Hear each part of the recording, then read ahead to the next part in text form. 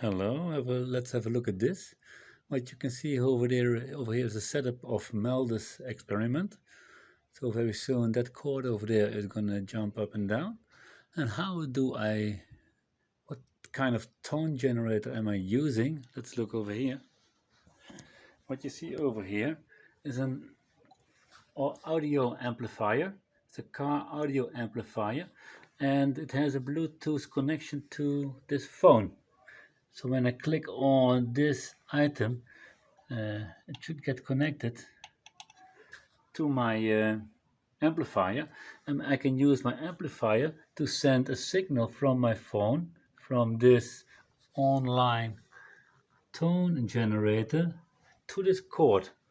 So then let's see what happens. So it looks like it's now connected, so let's give it a try. I'm gonna go to this and play. There's no sound coming off from my telephone now, so it must be, and I can feel it, it's already in the string. So let's now adjust a little bit. 110 Hertz, 50 Hertz. Now let's look what's happening over here. Can you see it? The cord is moving. It's not the right tone yet. Let's adjust it a little bit. And look at that. I hope you can see it on camera. But I have a perfect Melda's experiment. I hope you can see it.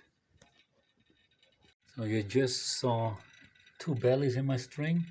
Let's see what happens if I put the tone up with 1 octave. This button I should use. Back and boing. Let's look at this. It's not perfect yet.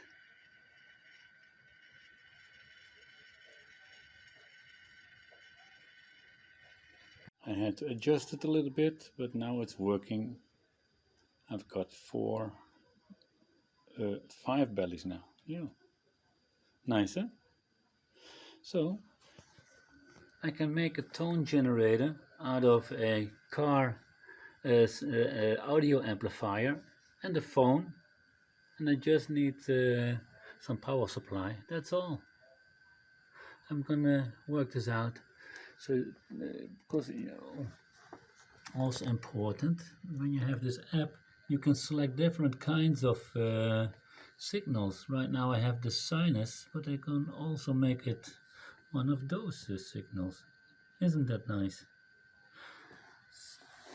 So this thing cost me only 30 euro, and I can create a real tone generator, a frequency generator.